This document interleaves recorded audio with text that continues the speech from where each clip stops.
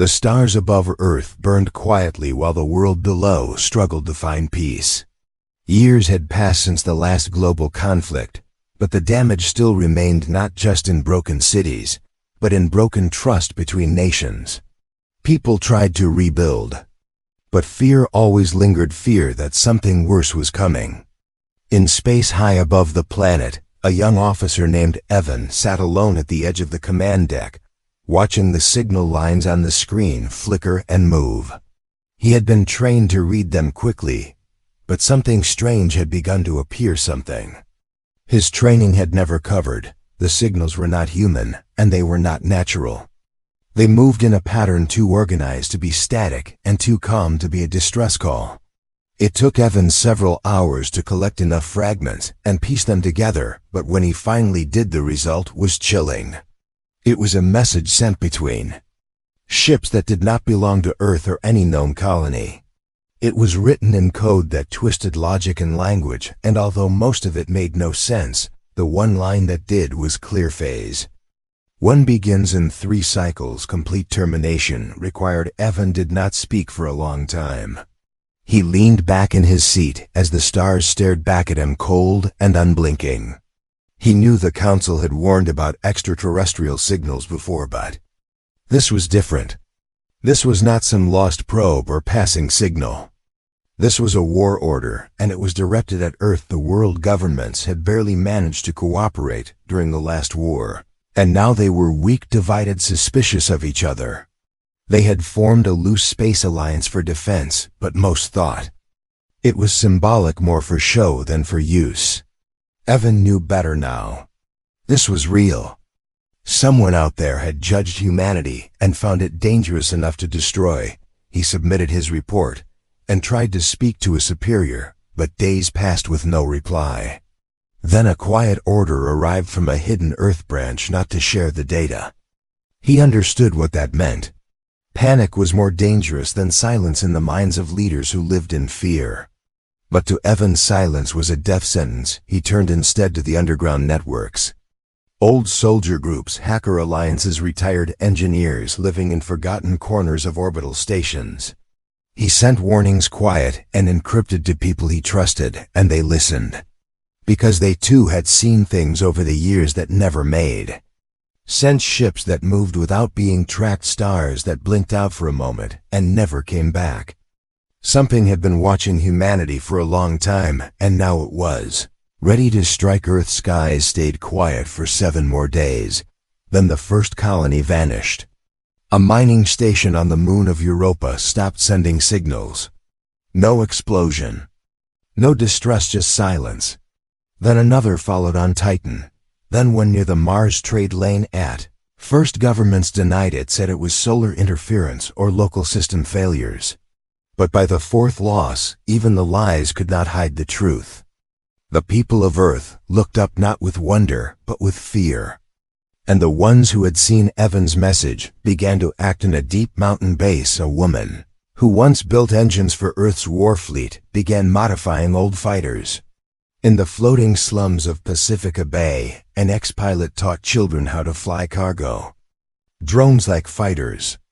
Across dusty deserts and cold cities, whispers spread that Earth was being hunted. And strange thing was, people did not run. They prepared. Evan watched all this from orbit, barely sleeping, watching each ship that entered Earth's range and hoping it was not the start. But the start came anyway. On the 8th day, the sky opened. 3 ships appeared above Earth, large and dark like moving shadows. They did not send messages. They did not make demands. They began firing. The blasts were silent in space, but the effects were not. Entire orbital stations melted in seconds. Defense grids collapsed.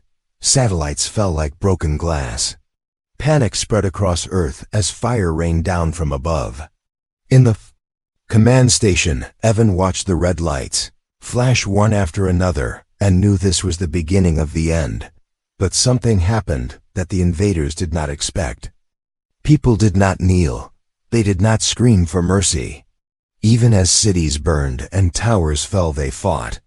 Civilians ran toward the fire, not away. Soldiers with broken guns took position behind rubble. Mechanics built shields from scrap metal. Scientists hacked weather systems to blind enemy scanners. A single technician redirected a crashed satellite into the hull of a battleship, destroying it completely. Evan stood in front of a wall map watching green lights flicker where survivors fought back. He saw a transmission from a boy in the ruins of New Berlin carrying his injured brother while a drone passed overhead. He saw an old man welding armor onto a civilian truck. He saw hope where there should have been fear. And he finally understood this was not a war of weapons. It was a war of will. The galaxy thought Earth would fall quickly, that humans would shatter and vanish. But they had misunderstood something basic. Humanity had never been united by peace. They had been forged by fire, by loss, by survival, in a world that never gave them comfort. They had risen not because they were strong, but because they refused to break. Now the galaxy would learn the truth. Evan turned to the crew and spoke for the first time in hours. His voice was calm, but every word carried weight. "They think we are weak," he said, "but we are something else. We are the reason stars burn brighter. We are the chaos they cannot predict. And we are not done." The room filled with quiet nods. The galaxy had made its move. Now it was Earth's turn. The sky no longer looked the same. Once filled with peaceful stars and silent watchers, now it pulsed with light from fire and falling metal. Earth had been shaken to its core by the first attack, but it had not been destroyed. In many places disease still hung heavy in the air, and sirens echoed endlessly, but beneath all that a strange energy had awakened. It was not panic. It was movement all around the globe. People came out from the shadows not to hide, but to fight. In places where buildings had fallen, locals built new walls from shattered bricks. In areas where military had failed, groups of farmers, miners, teachers, and drivers gathered whatever tools they could turn into weapons. There were no grand speeches and no orders from leaders.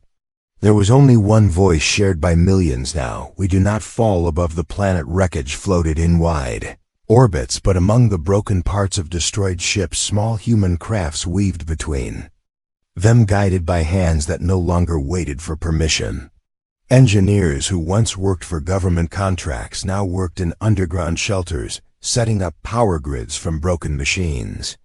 Teenagers in forgotten cities learned to fly stolen drones by studying old videos and testing until their fingers bled. Every part of Earth had become a piece of the defense. Evan moved quickly between communication rooms and surface scans, trying to guide what little remained of Earth's response system. The defense grid had collapsed in the first attack, and now the only way to coordinate was through short-range bursts bouncing between small transmitters, set up by volunteers across different regions. Even that was unstable, but it was enough. Through these broken channels, Evan began to learn what was happening across the world. In the frozen north, a group of oil workers had turned their drilling rigs into artillery platforms, firing molten fuel into the sky with such force it burned through enemy ships. In the southern deserts, caravans of travelers had formed moving bases, constantly shifting location so the invaders could never hit them directly.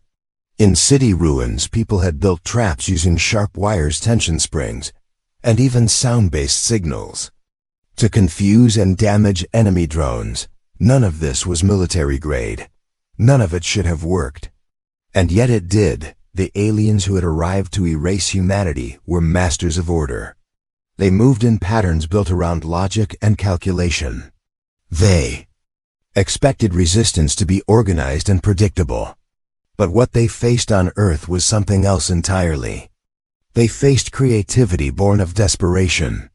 They faced a mind that refused to think like a machine. They faced something they had not seen before and could not model. The galactic fleet began to struggle. Their attacks landed harder but fewer. Their movements slowed. Their system showed unexpected errors.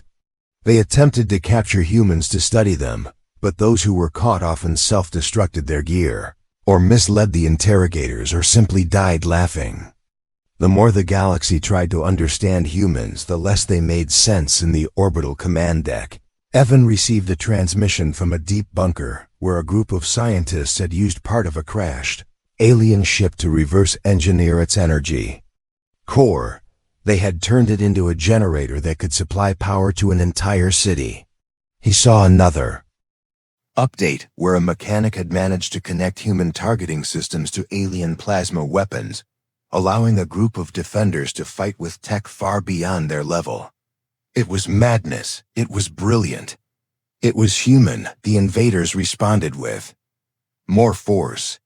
They launched a wave of biomechanical hunters bred only for one purpose: to track and kill survivors.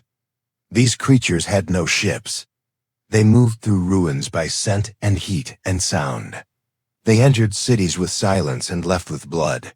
For a moment, hope began to crack again. People whispered that maybe this time Earth could not keep going, but then something happened that changed everything. A group of school children trapped in a collapsed metro tunnel managed to survive for days, using old train batteries and ventilation fans to build heat shields. When rescuers found them, they were not crying. They were building a warning system that used echo waves to detect approaching hunters. No one had taught them that. They had just figured it out. The news spread fast. Across the planet, stories began to rise, not of victory, but of resistance. A grandmother who used kitchen chemicals to create smokescreens that blocked alien sensors. A street artist who painted bright symbols on broken walls to guide survivors to safe paths. A blind man who memorized the sound patterns of alien drones and helped his neighborhood avoid attacks. No one expected these people to win. And yet they survived, even watched as human channels filled with voices offering help, not seeking it. Messages came in from strangers offering coordinates to safe zones, sharing stolen enemy frequencies, guiding others through wreckage like shepherds in the dark. The aliens had destroyed much, but they had awakened something far more dangerous than they realized. They had awakened unity without order, will without command, resistance without central control. A global swarm of chaos and brilliance in the heart of one fallen city. Evan connected directly with a small unit that had taken over an old observatory. They had turned the massive telescope into a weapon using light and focused heat. It should not have worked. It worked anyway. And more than that, they had been tracking enemy communication points and mapping where their fleet gathered between attacks. For the first time, Earth had coordinates. Not just for defense, but for offense. Evan did not ask for permission. There was no one left to give it. He sent the coordinates to resistance groups around the world and asked them to strike at the same moment. 100 human groups, small, broken, half-starved, with weapons made of scrap and hope, launched attacks in perfect unison. The galaxy did not see it coming. 3 alien command stations fell in the first hour. 7 minor cruisers crashed into oceans and mountains after losing their guidance signals. The biohunters failed to return. Panic spread in the fleet. They had assumed Earth would crumble. They now saw it morphing into something terrifying, a planet that would not die when the sun rose again over the smoking cities and scorched hills of Earth. The sky was still filled with wreckage, but now it held something else too. Small flashes of light where humans moved upward. Not to run, not to hide, but to fight. The galaxy had wanted to erase a species.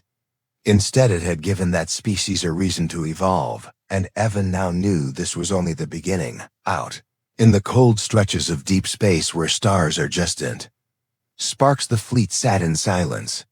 What was once a proud and unified force now floated scattered and shaken. Ships that once moved with perfect formation now drifted slightly off course, engines humming with hesitation.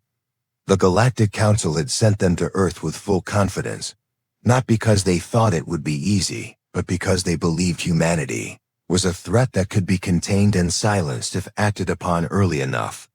Now that belief was broken inside. The largest vessel, known as the Judgment Corps, mines from different species gathered not to plan victory, but to make sense of failure.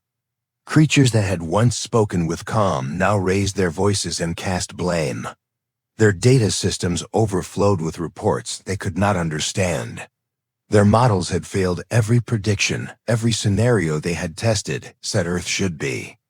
Conquered in 5 cycles, yet they were entering the 12th. And still the human species fought back, not with precision but with persistence, not with strategy, but with something far more chaotic and far more effective. They had counted on fear, but humans did not seem to fear death the way other species did. They did not retreat in the face of loss. In fact, the more they were hurt, the harder they pushed back. A planet hit by plasma fire should fall to silence, but Earth answered with louder resistance, with new weapons, born from broken parts, with children who coded defenses and elders who crafted explosives from cooking oil. Entire systems were being reshaped from ashes into armor. The galactic minds were struggling. They began to record long observations on human behavior, trying to make sense of patterns that defied all logic. A human would sacrifice food, water, or safety for someone they barely knew. Another would run into fire to save a flag or an idea. Entire groups of them moved without orders, operated without central leadership, yet responded to danger with perfect timing, as if bound by something invisible and powerful. They could not understand it. One species labeled it emotional extremism. Another called it mind disorder. But there was one among them who watched in silence, not from the high bridge, but from a shadowed corner of the ship. He was a field analyst, one who had spent time close to Earth before the attack, and he had warned the Council this might happen. He had said once that humanity was not dangerous because of its weapons, but because of its soul.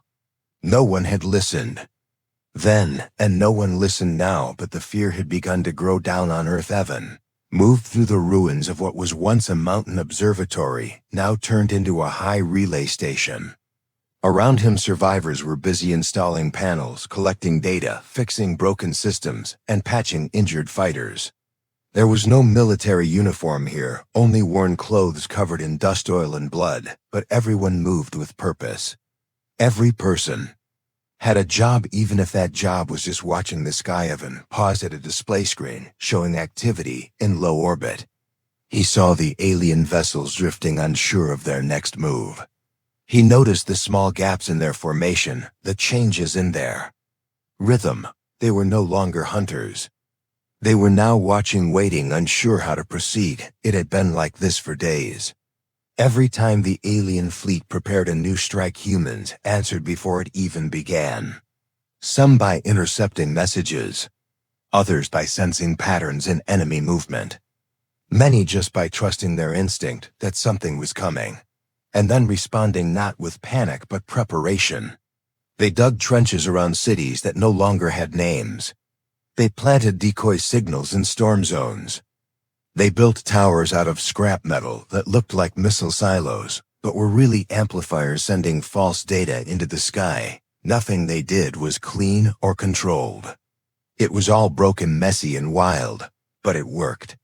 The aliens could not keep up. In one region, a group of engineers who had never worked together before built a rail cannon from a damaged cargo train and used it to shoot down an enemy drone.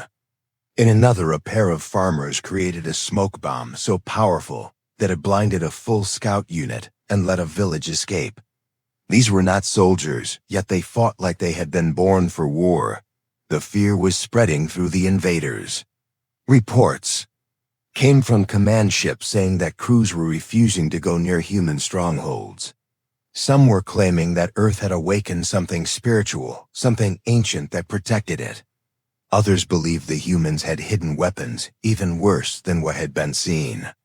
But the truth was far simpler and far more terrifying. Earth's weapon was its people. Humans were not the strongest or the smartest, not the fastest or the most advanced, but they had something none of the others did.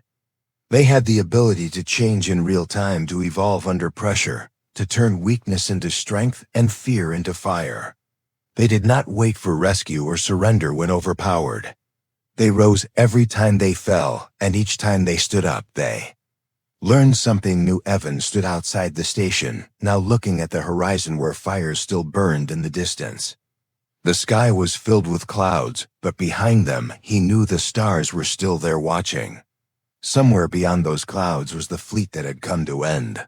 Earthen failed to understand what it had touched. A transmission crackled through his receiver. A young voice spoke from a ruined district hundreds of miles away. We turned their scanner into a signal jammer. They can't see us anymore. We're moving in. He smiled, not because the news was good, but because it was real. This was how Earth was winning. Not through power, but through millions of tiny acts of defiance, courage, and creation. Back in orbit, one of the alien captains reviewed the latest footage from a human ground unit. The image showed a woman carrying her wounded brother through ash and fire. She stumbled but kept going even as drones passed overhead. She had no weapon and no protection, but she moved with such focus that the drone ignored her.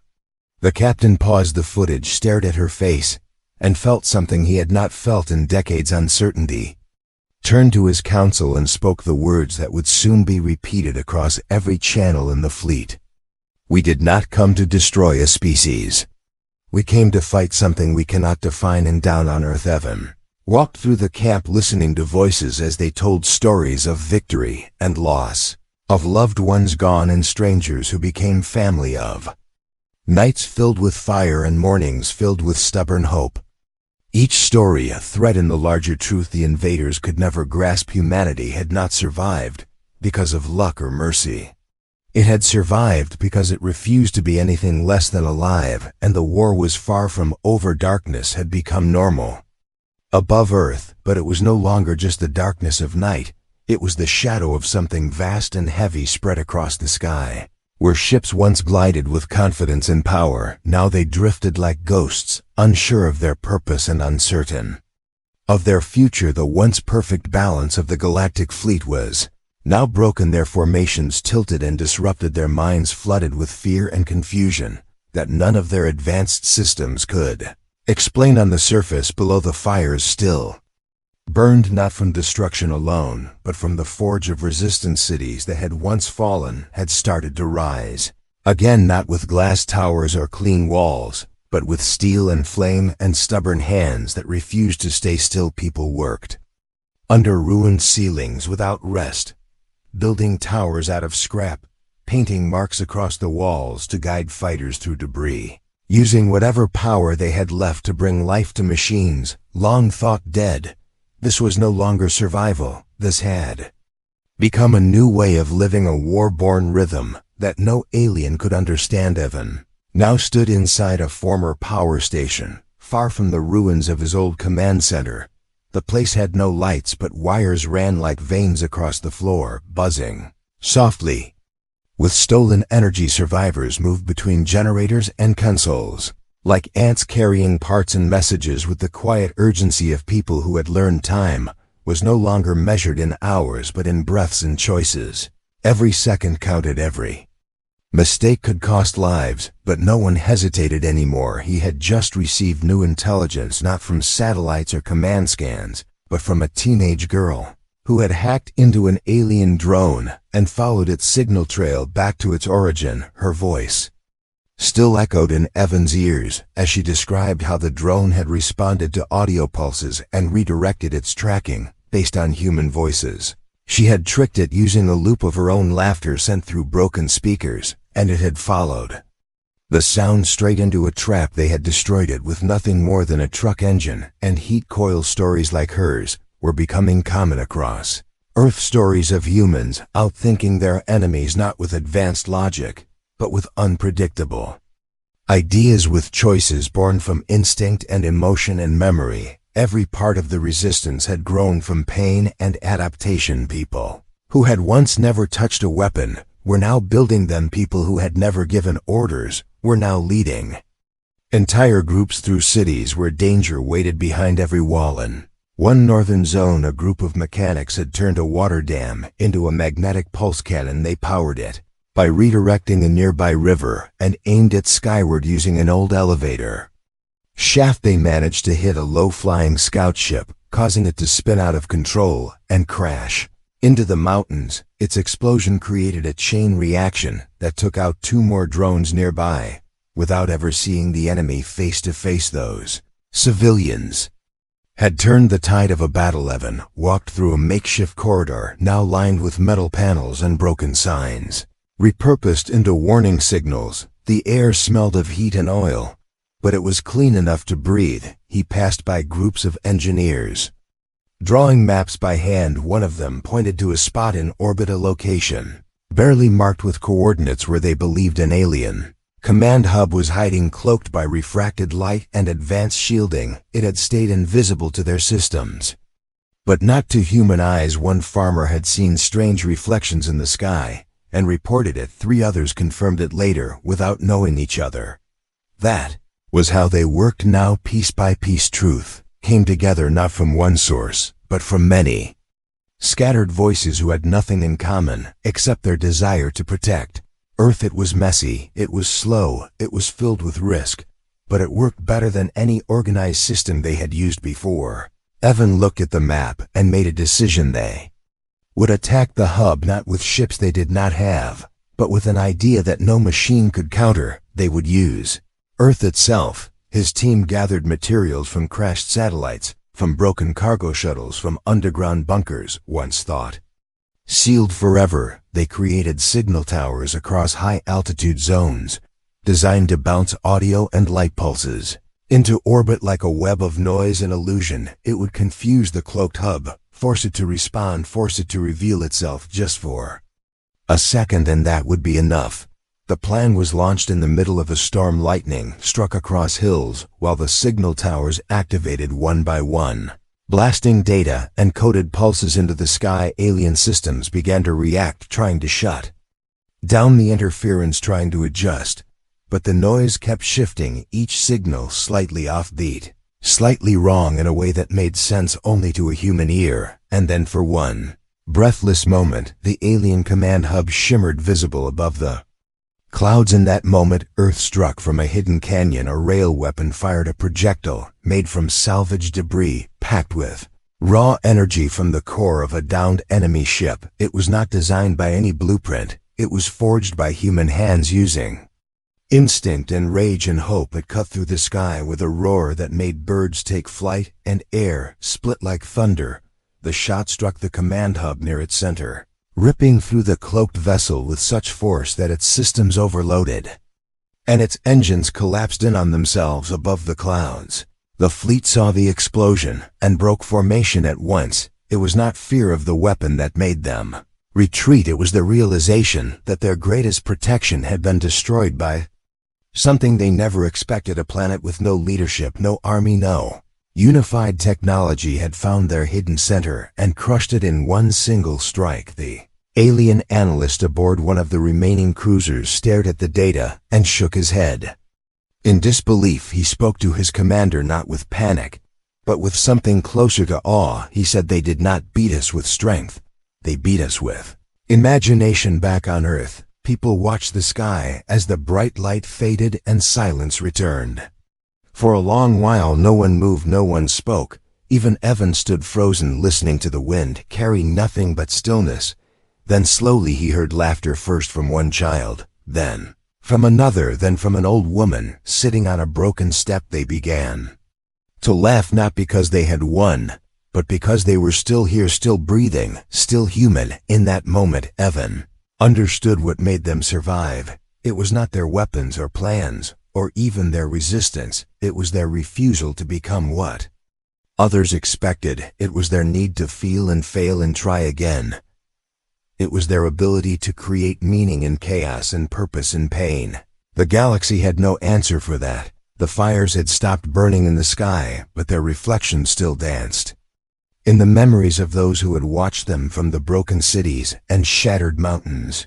Now that the alien command hub was gone, and their fleet drifting in disarray, the battlefield grew quiet, not because the war was over, but because something had changed deep within the hearts of both the invaders and the defenders above the Earth.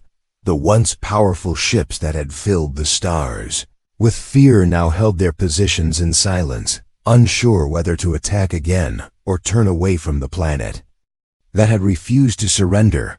Evan stood at the edge of a ruined cliff where part of the old forest had once stretched far into the horizon, but now only blackened soil and metal. Bones remained around him, others gathered not as soldiers but as survivors, people who had dug trenches with bare hands, fired weapons made from pipes and wires-coated systems with fingers stained in grease and ash. They were the ones who had pushed back, not because someone had ordered them, but because something inside had told them that falling without fighting was worse than death. From across the globe, similar scenes unfolded in every corner of the Earth. People emerged from hiding, from bunkers, from tunnels and ruins.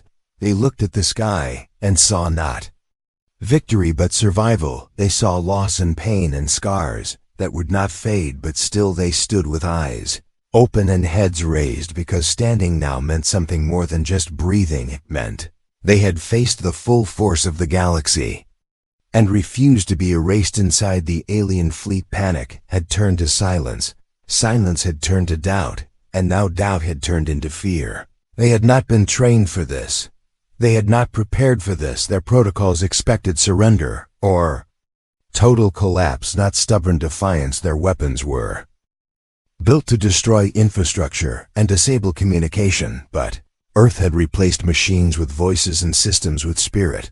They had fought not like a single nation, but like a living storm, impossible to map or control, and that frightened they fleet more than any weapon. One of the alien commanders sat alone watching the final report from Earth's surface. He had studied hundreds of species before, had seen empires fall and civilizations disappear, but this was different. This was a species that adapted in real time, not just physically, but emotionally and mentally. Their tools had been crude and their systems old, but they had used every piece of their world as if it was designed for war. They did not retreat because they had nowhere else to go, and they did not surrender because they never believed in defeat in the way other species did. Shocked him most was not their resistance, but their unity, not the kind born from command or rules, but the kind born from pain and shared loss and deep unspoken belief that their story was not meant to end here. They built that belief with their bare hands, with broken voices and bleeding feet, and they passed it to each other in looks and gestures and stubborn silence until even the smallest child carried it like a flag. The commander turned off the report and spoke to his crew, his voice slow and steady. He said, "We cannot beat them because they do not fight for power or territory. They fight for each other and for the idea that they are still here, and that is something we do not understand and cannot destroy." Back on Earth, Evan returned to the relay tower where the transmissions had started. He sat at the old terminal, now barely functioning, and began writing the final BROADCASD, not a call for help or a message of war, but a truth that needed to be shared. He spoke not as a leader, but as a witness to what had happened. He said, "This is not the end of the war, but it is the beginning of something greater. We have shown them who we are, not through force, but through refusal to vanish. They thought survival was strength, but it was always choice. It was choosing to rise when we were told to fall." The signal carried through low orbit, into scattered debris, through damaged satellites and half-dead antennas. It reached human camps, alien cruisers, distant stations, and silent watchers across the stars. Some would ignore it, some would erase it, but others would hear it, and they would understand that humanity had changed, not by becoming something new, but by finally remembering what they had always been. Weeks passed, and the alien fleet slowly began to withdraw. They moved without formation, without ceremony. They did not speak to Earth, and Earth did not chase them away. They simply left, not in defeat, but in confusion. They had touched a force they could not define, and now they sought to protect themselves from it. They had learned that no calculation could account for a will that refused to die. As the skies cleared and the stars returned to their quiet glow, the people of Earth began to rebuild, not in the way they had before, not with polished towers or flawless plans, but with raw purpose and memory of how close they had come to being forgotten. They planted new crops in old soil, they cleared broken highways and filled them with light. They took alien parts and made tools from them. They honored the fallen not with statues, but with action, and each time a wall was raised or a light was lit, someone remembered what they had survived, even walked through a rebuilt street, where children played beside machines that had once been used to destroy. He saw their faces bright and fearless, and he felt something settle in his chest, not pride, not peace, but something older and deeper, the quiet knowledge that their fight had meant something. Even if it was never written in books, even if it was never sung in songs, it had echoed across space and been heard by those who thought Earth was weak. In the final hour of the day, as the sun dipped low behind the ash-covered hills, Evan climbed a small hill where a flag once flew. Now only a piece of cloth, torn and faded, hung in the wind, but it was enough. He stood there, eyes closed, wind in his face, and he remembered everything: the fire, the screams, the silence, the strength. They had come to destroy Earth. They had failed, because humanity does not break, it bends, it bleeds, it burns, but it always rises, and in the end, that is why the galaxy could never destroy them, because humanity survives always the end.